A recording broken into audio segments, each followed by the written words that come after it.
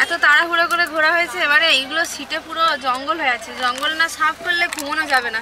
এই ভাই হলো আমাদের এবার আগ্রা ভ্রমণের সাথী। কখন যে নিজের অজান্তে এই সম্পর্কগুলো তৈরি হয়ে গেছে বুঝতেই পারিনি।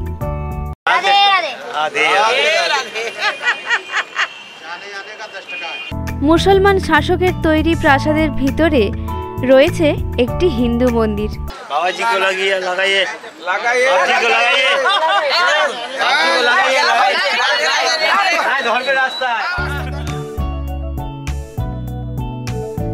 আগের পর্বে আপনারা দেখেছেন তাজমহল ভ্রমণ কাহিনী। আজ আপনাদেরকে নিয়ে যাব তাজমহল থেকে মাত্র 2.5 কিলোমিটার দূরে অবস্থিত আগ্রা ফোর্ট বা লালকেল্লা। তাজমহল থেকে লালকেল্লা যাওয়ার জন্য টোটো এবং অটো পেয়ে যাবেন, যার ভাড়া লাগে জনপ্রতি প্রায় 20 টাকা।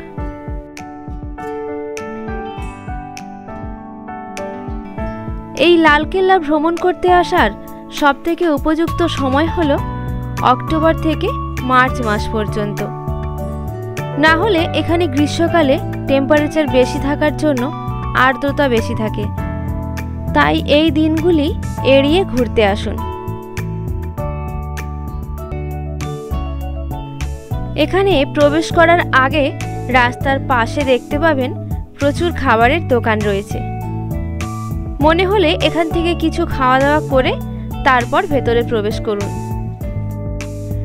কারণ এই আগ্রা ফোর্ট ঘুরে দেখতে আপনার কম করে 1.5 থেকে 2 ঘন্টা সময় লাগতে পারে। ঐতিহাসিক জায়গা ঘুরে দেখতে সময় লাগাটা স্বাভাবিক। আগ্রা ফোর্টে আমরা পৌঁছে গেছি। ঢোকার সময় ডান দিকে আছে ক্লক রুম আর পাশে আছে টিকিট কাউন্টার। ঢোকার জন্য জনপ্রতি টিকিট মূল্য 50 টাকা। সপ্তাহে 7 দিন খোলা থাকে এই আগ্রা ফোর্ট। এখানে ওপেনিং টাইম হলো সকাল 6টা এবং বন্ধ হওয়ার সময় সন্ধ্যা 6টা। এখানে প্রবেশ করার জন্য তাজমহলের মতো প্রায় একই নিয়ম। কোনো রকমভাবে ব্লুটুথ কোনো কিছু ভেতরে অ্যালাউ হবে না, কিংবা নেশা জাতীয় কোনো দ্রব্য অথবা খাবার। সঙ্গে কেবলমাত্র পানীয় জলের বোতলই আপনি রাখতে পারবেন।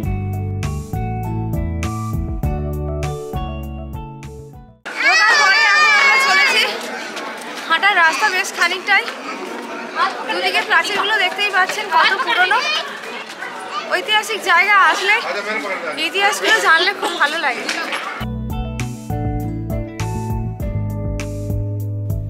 এই দুর্গের বাইরের প্রাচীরের চারপাশে একটি 10 মিটার গভীর এবং 9 মিটার চওড়া পরিখা রয়েছে এবং ভেতরে রয়েছে 22 মিটার প্রাচীর। আপনারা প্রথম যে দরজা দিয়ে এখানে প্রবেশ করবেন সেটির নাম হলো অমর সিং দরজা। প্রথম ভবনটি হলো জাহাঙ্গীর মহল। পাথরের তৈরি এই মহলের নির্মাণ শৈলী অনবদ্য। গোলাপ জল রাখার একটি পাত্রে ফার্সি শ্লোকে সূক্ষ্মভাবে খোদাই করা রয়েছে। জাহাঙ্গীর মহলের ঠিক পাশেই আছে আকবরের রানী যোধাবাইয়ের প্রাসাদ।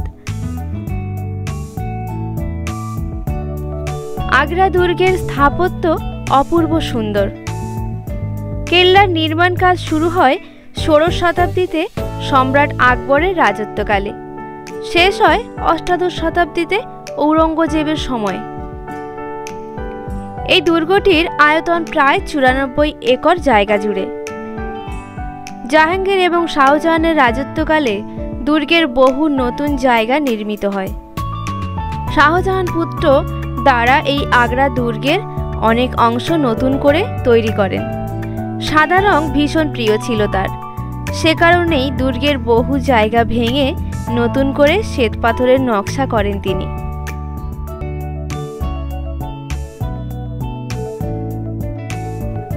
এই দুর্গটি রাঙা বেলে পাথরের তৈরি।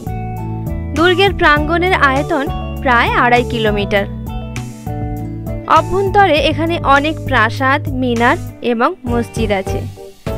এছাড়াও দুর্গের ভেতরে উল্লেখযোগ্য দর্শনীয় স্থানসমূহ হল খাসমহল, শীষমহল, অষ্টভুজাকৃতির মোহাম্মদ বুর্জ, দেওয়ানি খাস, দেওয়ানি আম, মতি মসজিদ, নাগিনা মসজিদ ইত্যাদি। ভেতরে বেশ অনেকটা জায়গা, গাইড নিলে আপনাকে 1 ঘন্টার মধ্যে ঘুরিয়ে দেবে। নিজে ঘুরলেও ঘুরতে পারেন, কোনো সমস্যা নেই তাতে, একটু সময় দিয়ে ঘুরবেন, ভালো লাগবে তাতে।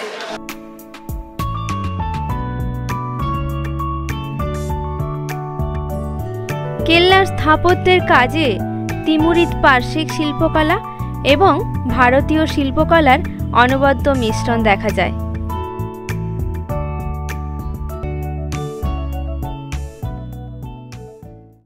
যখন আমরা প্রথমে তাজমহলে উঠেছিলাম, ওখান থেকে যমুনা নদীর পাড়ে এপাশে দেখা যাচ্ছিল এই ফোর্টটাই। এই ফোর্টটা এত সুন্দর করে সাজানো আছে, ওপাশ থেকে মনে হচ্ছিল ওটা কি। আগে এসেছিলাম আমরা, তখন বন্ধ ছিল, আজকে খোলা আছে তাই ঘুরেও যাচ্ছি। যখন ওই পাশে ওপর থেকে দেখছিলাম খুব সুন্দর দেখাচ্ছিল।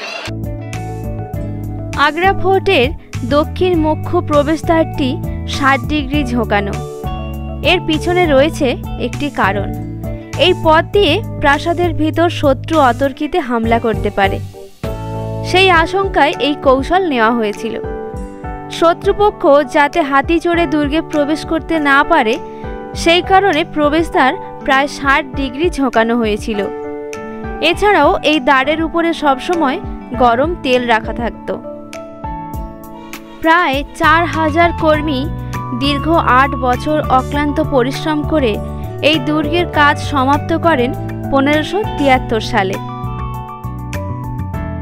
মুসলমান শাসকের তৈরি প্রাসাদের ভিতরে রয়েছে একটি হিন্দু মন্দির। এটি অবশ্য মুঘল আমলের এক ধরনের পরম্পরাই ছিল।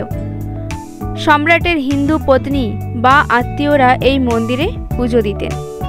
প্রধানত আকবর মহিষী যোধাবাইয়ের কারণেই এই হিন্দু ধর্ম এবং সংস্কৃতির প্রবেশ ঘটে ইসলাম রাজ পরিবারে। এছাড়াও শাসক হিসেবে হিন্দুদের আস্থা ভজনের উদ্দেশ্যেও নিজের প্রাসাদে হিন্দু ধর্ম এবং সংস্কৃতিকে সম্মান দেখাতেন সম্রাট আকবর। আগ্রা ফোর্টের সমগ্র এলাকা অর্ধবৃত্তাকারে সুপরিকল্পিতভাবে নির্মিত। প্রবেশ তোরণ থেকে শুরু করে দুর্গের প্রতিটি স্থাপনা অত্যন্ত সুনির্মিত ও কারুকার্যময়। লাল বেলে পাথরের সঙ্গে সাদা মার্বেল পাথরের ব্যবহার দুর্গটির সৌন্দর্যে এক অন্য মাত্রা এনে দিয়েছে। ভাবগাম্ভীর্যপূর্ণ দুর্গের দিকে তাকালেই কেমন যেন গা ছমছম করে। রাজকীয় মোঘলাই ফটক দিয়ে আপনি যখন এই দুর্গে প্রবেশ করবেন, লালের সঙ্গে সবুজের মিতালিতে আপনার চোখ জুড়িয়ে যাবে। এই লাল বেলে পাথরের মাঝে সবুজে মোড়া বাগান এক অন্যরকম সৌন্দর্য। আগ্রা ফোর্টে ঘোরা আমাদের এখনকার মতো কমপ্লিট। আমরা ফিরে যাচ্ছি বাসের কাছে। পার্কিংয়ে আমাদের বাস আছে, ওখানে খাওয়া দাওয়া করে গাড়ি ছাড়া হবে। আজকে আমাদের গন্তব্য আছে এরপরে মথুরা হয়ে বৃন্দাবন। আগ্রা ফোর্টের এই গেটটির নাম অমর সিং গেট, যাকে লাহোর গেটও বলা হয়। আরেকটি হলো দিল্লি গেট, যা দুর্গের পশ্চিমাংশে অবস্থিত। বর্তমানে দিল্লি গেট বন্ধ, আর একমাত্র প্রবেশপথ হলো অমর সিং গেট। তবে দুর্গের আরও দুটি ছোট আকারের প্রবেশপথ আছে, যাতে প্রয়োজনে চারিদিক দিয়েই আসা যাওয়া করা যেতে পারে। সৈন্য পরিচালনা করার সুবিধার জন্যই চারিদিকে 4টি গেট রাখা হয়েছে। বর্তমানে দুর্গের অনেকটাই ভারতীয় সেনাবাহিনীর দখলে। বেলা বাড়ার সঙ্গে সঙ্গে লোকজনের ভিড়ও বাড়তে শুরু করেছে, কিন্তু আমাদের হাতে সময় একটু কম থাকার জন্য বেরিয়ে যেতে হচ্ছে। আগ্রা ফোর্ট ভ্রমণ আমাদের এখানেই শেষ। এরপর চলেছি আমাদের পরবর্তী গন্তব্যে। এই ভাই হলো আমাদের এবার আগ্রা ভ্রমণের সাথী, যার সঙ্গে আমরা তাজমহল এবং আগ্রা ফোর্ট ঘুরে গাড়ির কাছে এখন চলেছি। বিভিন্ন জায়গায় ঘুরতে ঘুরতে কখন যে নিজের অজান্তে এই সম্পর্কগুলো তৈরি হয়ে গেছে বুঝতেই পারিনি। কোথাও বা ভাই, কোথাও বা দাদা, দিদি ভাই, বোন, জেঠু, এইভাবেই। জন্মের পর যখন বড় হতে শুরু করলাম, তখন ভাবতাম যে ভাই বোন, বাবা মা, জেঠু জেঠিমা প্রত্যেকের ফ্যামিলিতে যেমন হয় ঠিক তেমন। কিন্তু এই ভ্রমণ পরিবারে যুক্ত হওয়ার পর বুঝতে পারলাম যে সম্পর্কের পরিধিটা ঠিক কতটা বড় হতে পারে, যা দিনের পর দিন বাড়তেই থাকছে। অবশ্য এর আনন্দ অপরিসীম।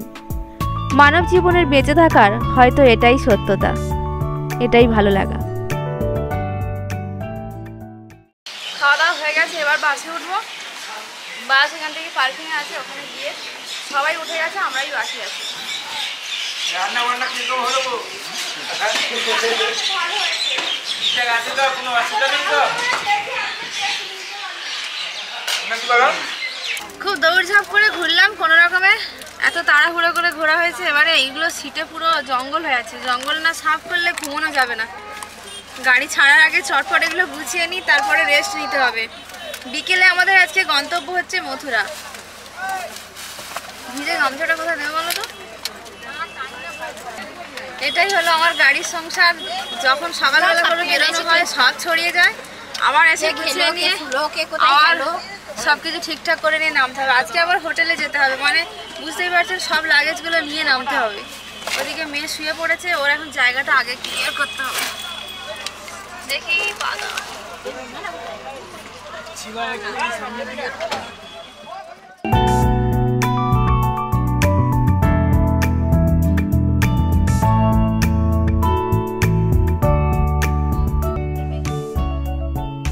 দুপুরবেলা পার্কিং থেকে আমরা বাস ছেড়ে চলেছি মথুরার উদ্দেশ্যে।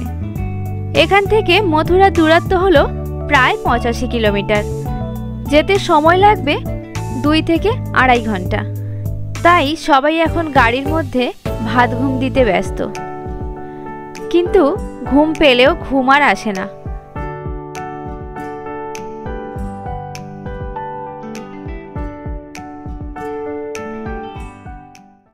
এখন বাজে বিকেল 5টা। আমরা মথুরাতে পৌঁছে গেছি। এখানে প্রথমে কংসের কারাগার দেখে তারপর রাত্রে আজকে বৃন্দাবন যাওয়া হবে।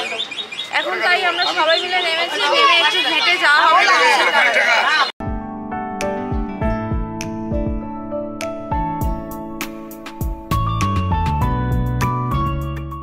মন্দিরে যাওয়ার জন্য আমরা টোটো গাড়িতে উঠে পড়েছি। জনপ্রতি ভাড়া লাগছে 10 টাকা।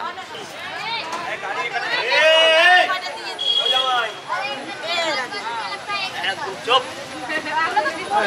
কে লাগাতে বলছে? 10 টাকা দেবো। 10 টাকা। 10 টাকা। দাও লাগে দাও। না 5 টাকা। দেখি দেখি আমাকে কে ধরে, আমি লাগাবো না কে ধরে। না সব লাগানো হয়ে গেছে। আরে কপাল আমি কোথায় ছিলাম? তাকে আর লাগিয়েছে লাগাও লাগাও টাকা দিয়ে দিছো তো লাগাও। 3 रुपया हुआ 3 टका। আরে ঠিক আছে রাখ দি। का है नाम है गोविंदनगर पार्किंग। ओ गोविंदनगर पार्किंग। ও আমরা গোবিন্দ পার্কিং এসেছি। এবার আমরা মথুরায় যাব। মথুরায় কি ঠাকুর আছে ওখানে? मथुरा ये मथुरा। হ্যাঁ মথুরায় কি ঠাকুর আছে? রাধাকৃষ্ণ। রাধাকৃষ্ণের দর্শনে যাব, ঠিক আছে? কংসের কারাগার। ওখান থেকে এসে আমরা গাড়িতে উঠে বৃন্দাবনে রওনা দেবো। ঠিক আছে? राधे राधे। আদে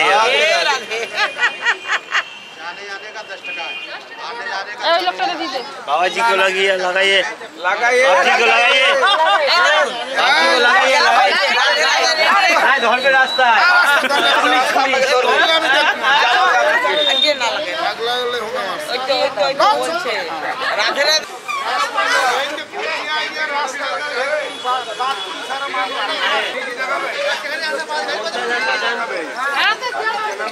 মোবাইল টোবাইল দেবেন না, সেখানে খুব মোবাইল কোথায় রেখে গাড়িতে রেখে যাবে। হ্যাঁ ওখানে জমা দেওয়ার জায়গা আছে, স্লিপ দেবে আবার এসে সেখানে চলে যাবে।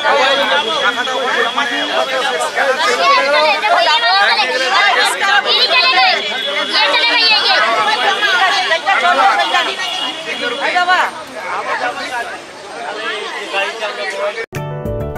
এখন আমরা সবাই মিলে চলেছি মথুরায় কংসের কারাগার দেখতে, ভগবান শ্রীকৃষ্ণের জন্মভূমি। সেই পর্ব নিয়ে ফিরছি পরের দিন। আপনারা সবাই খুব ভালো থাকবেন, সুস্থ থাকবেন, আর সব সময় মনের কথা শুনে চলবেন।